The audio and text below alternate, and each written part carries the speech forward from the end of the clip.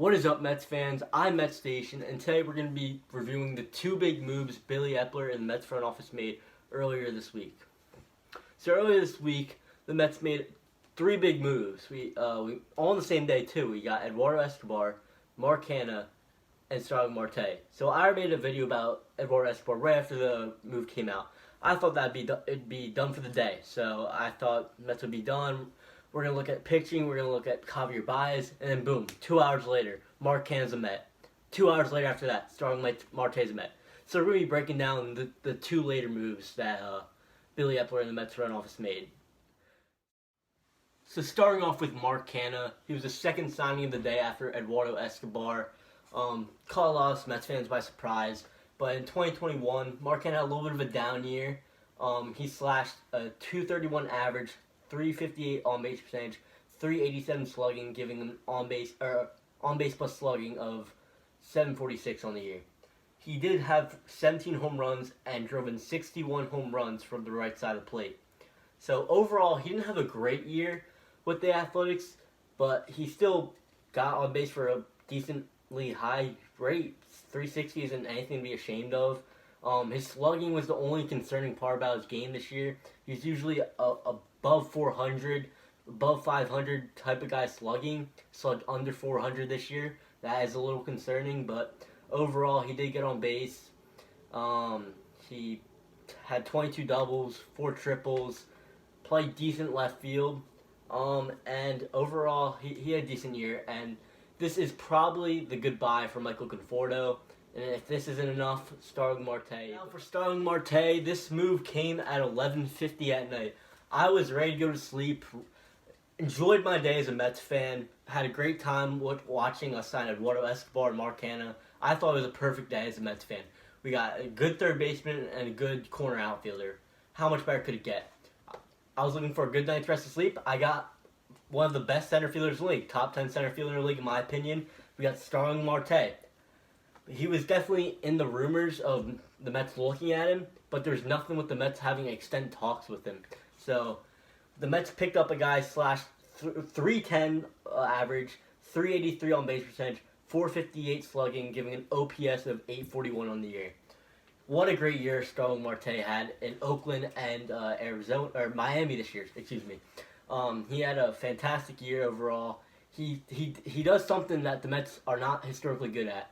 Stealing bases. He had 47 bags stolen this year. That is towering over anyone on the Mets this year. I don't think anyone had over 20 on the Mets this year. That's crazy. And I think the second most was under 10. I think the Mets had 50 something stolen bases this year. Starling Marte had 47 himself. That is something that I'm very excited to see in Queens this year. Very excited to see a base stealer. We haven't had a lot of that since before 2010. I can't think of a guy that's maybe Jose Reyes. I can't think of a guy that has been that active on the base stealing than our current center fielder, Starling Marte. Defensively, Starling Marte isn't as good as you guys think, but he's definitely better than what we have in Brandon Nimmo. Don't get me wrong, Brandon Nimmo is a very improved center fielder, but he is not quite center field material for a playoff team. Starling Marte will give you good defense, not the old Starling Marte that gave you elite defense, but he's definitely capable of being a playoff contending team center fielder, covers a lot of ground, has a good arm, and he will do the job for us in center field as long as I told you guys a little bit of what these type of players are and what their tendencies are and how they are offensively and defensively. Let's talk about what this means for the Mets in the 2022 season, because that's all we're really worried about. Us Mets fans want to see playoff baseball more than anyone. We haven't seen it since 2016, where we had the heartbreaker against San Francisco, and 2015, where we know what happened with the Royals in the World Series. We're desperate to get back there, as we've had a handful of bad seasons in a row where we just haven't been able to make the playoffs. We had a 2019 collapse in the summer, and we're just looking to get back there. So how is Canha and Starling Marte going to get us there? So Canha, he's a very good player. 2021 and 2020 didn't show that, but he overall is a good player. He's a very good defender. I really like how he covers the ground, his arm, much better than what we had previously. We're just substituting guys in like Jeff McNeil, J.D. Davis, Don Smith. That just isn't going to cut it if we want to be a championship contender team, which we're looking to do soon because Steve Cohen put the time frame 3 to 5 years. And those guys' contract go into the 3 to 5 years as they'll end in year 4. So hopefully we'll have a championship by then. But how are we going to get there? So Starling Marte, what he needs to do is just keep up what he's doing defensively. He's doing a good job. There's room for improvement, but I think his defense is fine. Offensively, I think he just needs to stay consistent. If he can just stay around the 280 hitter, 800 OPS, and just steal 30 bags a year, maybe higher. But it's just something that we don't even realize because it's stealing bases isn't really a part of baseball as it used to be. But I think why it's important for the Mets to steal bases is the amount of double plays we hit into last year, the year before, 2019, 2018. It's just insane. So if we can get a leadoff guy on, Starling Marte, or whoever we have, that eliminates a double play immediately. And a ground ball to the right side moves around over the third base. So we're being productive with our outs if we just have the guy stealing second immediately, or as soon as he gets on. So that is something to keep in mind.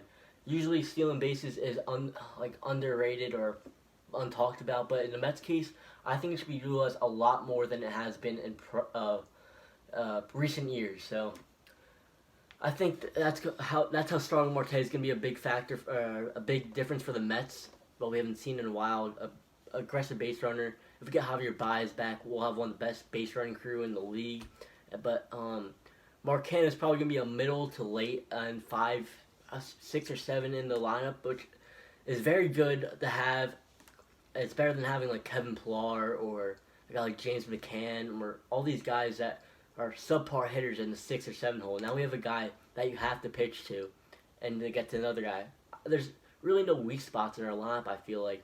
You could call James McCann a weak spot, but I think he has a little upside too. So I think Starling Marte and Mark Canha are going to be very good additions to this lineup, very good additions to the field, and it's gonna show this year. I'm really hoping we can get something special out of these guys. I think the moves we made last year were great, but I think just these 3 moves, especially these 2, are really going to separate us from being a good team to a great team. There's still a few moves I think we can do, such as relievers, maybe a few starters, maybe a Javier Baez in there. But I think these 2 moves are really going to help our offense out, and we don't need to worry about it.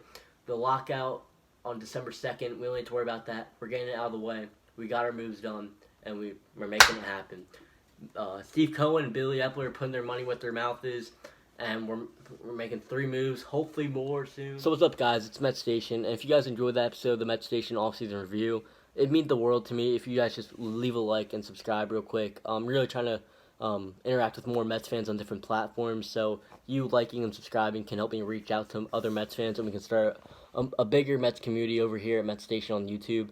So it means the world to me, and as always, let's go Mets, baby.